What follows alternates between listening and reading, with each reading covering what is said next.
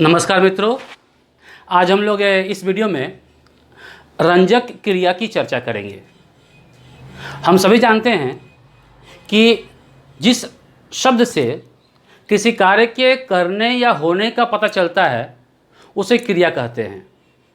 और क्रिया के भी अनेक प्रकार हैं, अनेक भेद हैं, जैसे पूर्वकालिक क्रिया, सहायक क्रिया, मुख्य क्रिया, संयुक्त क्रिया, नाम धातु क्रिया।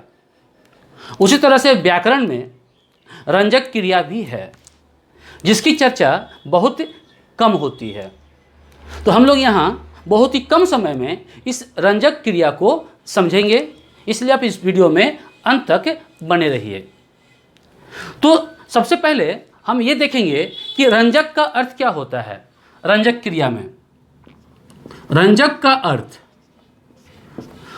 अर्थ होता है रंगने वाला। शाब्दिक अर्थ है रंगने वाला, ये शाब्दिक अर्थ है।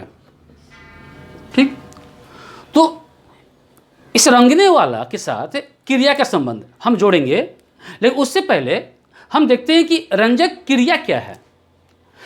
प्रत्येक वाक्य में एक मुख्य क्रिया होती है। जैसे राम जाता है, मोहन खाता है, सोहन सोता है। ठीक, मैं पढ़ता हूँ, सब में मुख्य क्रिया है। जाता है, खाता है, पढ़ता है। तो जाता, खाता, पढ़ता, सोता, यह मुख्य क्रिया है। लेकिन कभी कभी हम इनके साथ इनके अर्थ को प्रभावशाली बनाने के लिए कुछ और क्रिया का प्रयोग करते हैं। जैसे उदाहरण के लिए, मैं खाता हूं तो मैं खा चुका हूं। ठीक, मैं खाता हूं तो मैं खा सकता हूं, ये वाक्य है। तो मैं खाता हूं या तो मैं खा सकता हूं, तो मैं खाता हूं, यहां पर खा मुख्य क्रिया है, या मैं खा सकता हूं, यहां पर खा मुख्य क्रिया है। लेकिन सकता क्या है? सकता क्या है? सकता ही रंजक क्रिया है।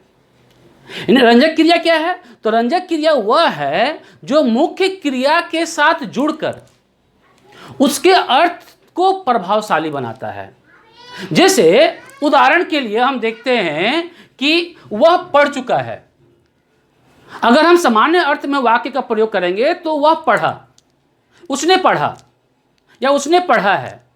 लेकिन जब कह रहे हैं हम कि वह पढ़ चुका है, तो चुका जो है यह अर्थ को प्रभावशाली बनाता है, मुख्य क्रिया को प्रभावशाली बनाता है।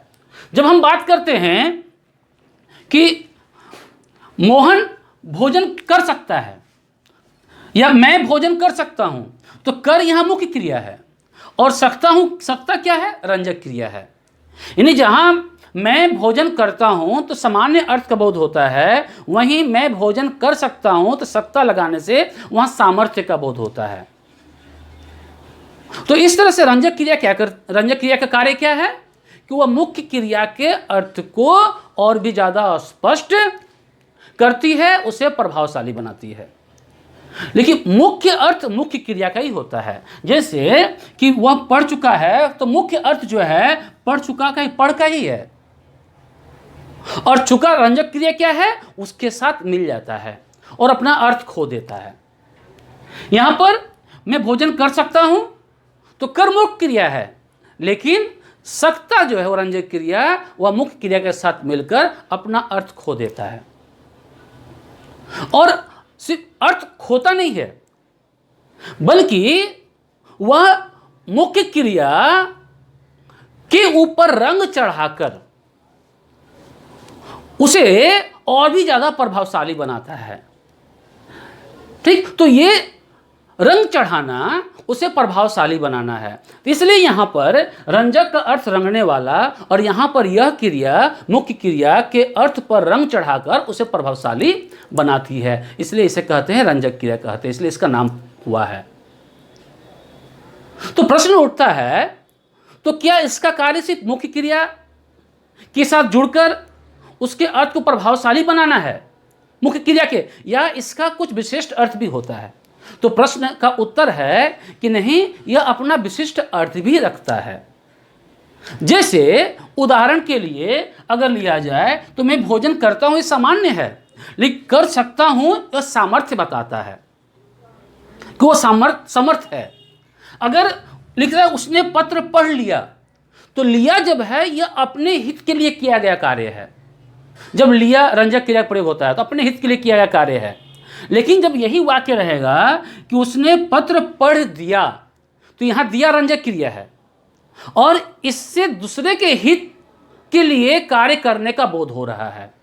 तो रंजक क्रिया भी मुख्य क्रिया के साथ जोड़कर विशिष्ट अर्थ को प्रकट करता है, लेकिन मुख्य कार्य उसका है कि वह मुख्य क्रिया के अर्थ को और ज़्यादा स्पष्ट करता है, उसे प्रभावशाली बनाता है। तो यहाँ पर हम देख रहे हैं और भी, उसने कागज फाड़ डाला, उसने कागज फाड़ा, ये सामान्य है, और फाड़ डाला विशिष्ट हो रहा है, प्रभावशाली हो रहा है। तुमने खिलौना तोड़ दिया, तुमने खिलौना तोड़ा सामान्य अर्थ में, और तुमने खिलौना तोड़ डाला, यह उस तोड़ मुख्य क्रिया को और भी ज़्यादा प्रभावशाली बनाती है। तो हिंदी में कुछ प्रमुख रंजक क्रियाएं हैं जो इस प्रकार हैं: चुकना, पढ़ना, सकना, आना, जाना, लेना, देना, उठना, बैठना, डालना, मरना, मारना, छोड़ना इत्यादि। इन रंजक क्रियाओं का प्रयोग मुख्य क्रिया के रूप में भी होता है और ये मुख्य क्रिया के साथ जोड़कर रंजक क्रिया के रूप में भी वाक्य में आते हैं।